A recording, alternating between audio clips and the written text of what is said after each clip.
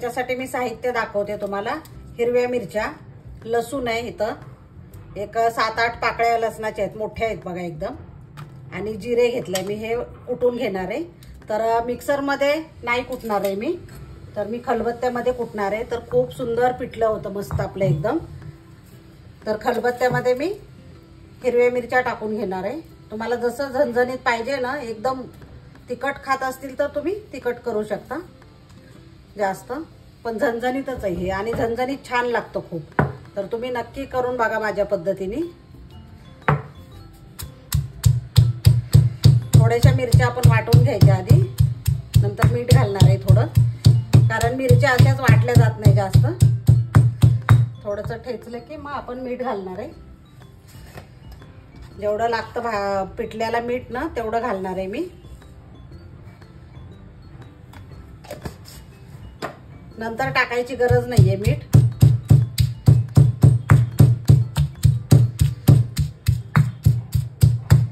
आणि जास्त मिरच्या पण बारीक करायची गरज नाहीये, खूप मस्त होतं पिठलं एकदम।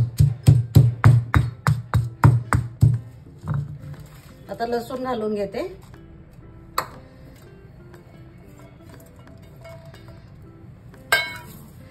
आणि वाटताना थोडंसं जिरं घालायचंय बघा याच्यामध्ये, खूप छान येते टेस्ट मस्त। आणि मिक्सरमध्ये वाटण्यापेक्षा तुम्ही असं खलबत्त्यामध्ये करून बघा तुम्ही, किंवा पाट्यावर पण चालेल, तर खूप मस्त पिठलं होतं एकदम छान।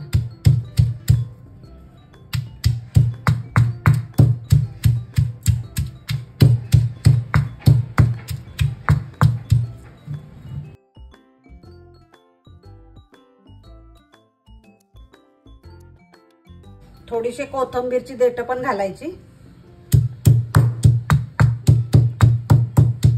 आणि कोथिंबीर टाकणारच आहे आपण, पण ते थोडीशी ह्याच्यात ठेचून टाकायची देठं। खूप मस्त पिठलं होतं एकदम। हे बघा मस्त झालेलं आहे आता हे, जास्त पण बारीक नाही वाटायचं एकदम।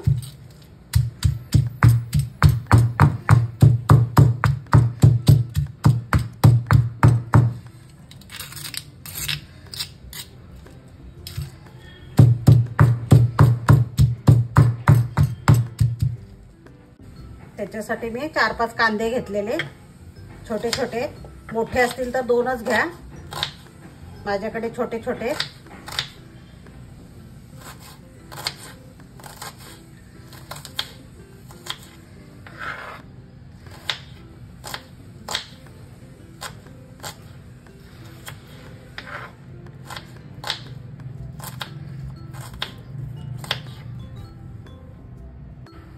आता कढईमध्ये तेल टाकून घ्यायचं। तेल पण जरा थोडंसं पिठल्याला जरा थोडंसं जास्त लागतं बघा, तर खूपच छान होतं पिठलं मस्त।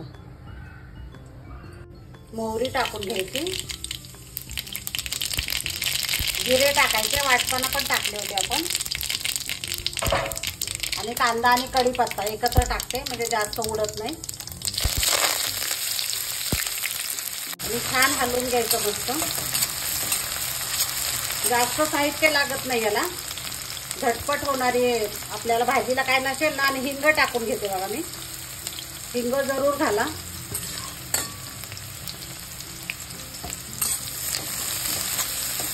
थोडासा ओवा टाकते मी, असा हातावर क्रश करून थोडासा फोडणीमध्ये, तर टेस्ट पण छान येते आणि खूप भारी लागतं पिठलं एकदम छान। आता हळद टाकायची,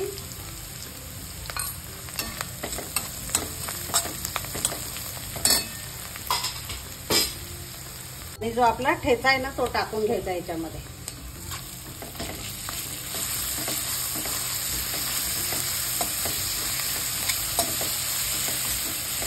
तुम्ही या पद्धतीने माझ्या करून बघा तुम्ही, पाट्यावर किंवा खलबत्त्यामध्ये वाटून, खूप भारी पिठलं होतं एकदम मस्त। न खाणारे पण एकदम छान आवडीने खातील। आता तुम्हाला कसं पिठलं किती करायचंय त्याच्यावर तुम्ही बेसन घेऊ शकता।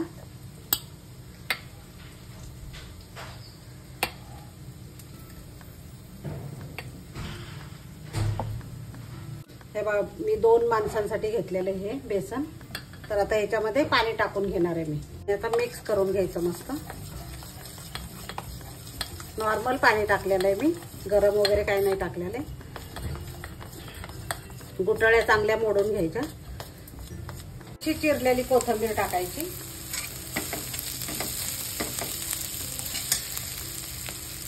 आणि हे जे आपण बेसन घोळून घेतलेलं आहे ते टाकायचं.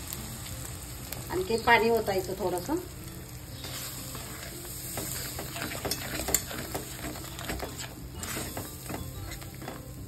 याच पातेल्यामध्ये थोडंसं मी पाणी ओतते. हे बघा रंग किती छान आलेला आहे पिठल्याला, मस्त एकदम.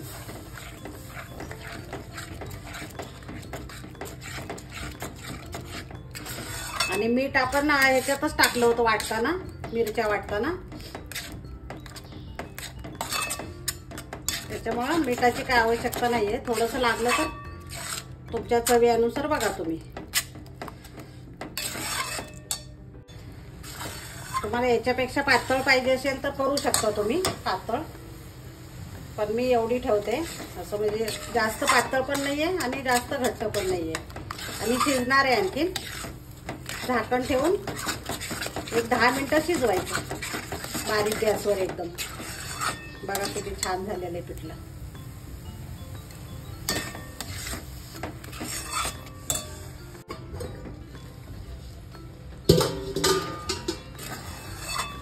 बघा पिठलं शिजलेलं आहे आपलं. आणि थोडंसं लिंबू घालायचं, छोटी फोडी एकदम मस्त लागतं.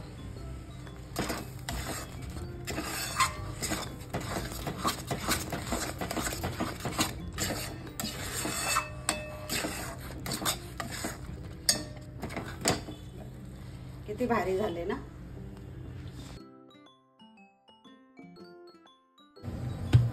लगेचच मी ज्वारीची भाकरी पण करून घेते बघा. तर पिठल्याबरोबर ज्वारीची भाकरी खूप सुंदर लागते. चपाती आणि दुसरं काही खाण्यापेक्षा ना भाकरी छान लागते ज्वारीची.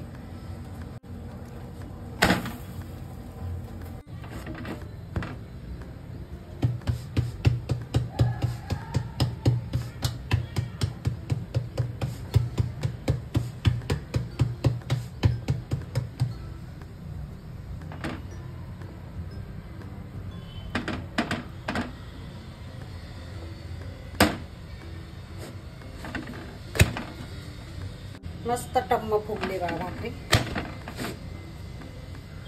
हे बघा मंडळी झणझणीत पिठलं. इथं ठेचा आहे, एकदम झणझणीत ठेचा.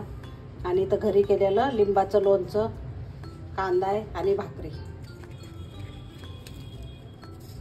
कसं काय वाटलं तुम्हाला आजचा बेत? जर आवडला असेल तर लाईक, शेअर आणि सबस्क्राईब करायला विसरू नका.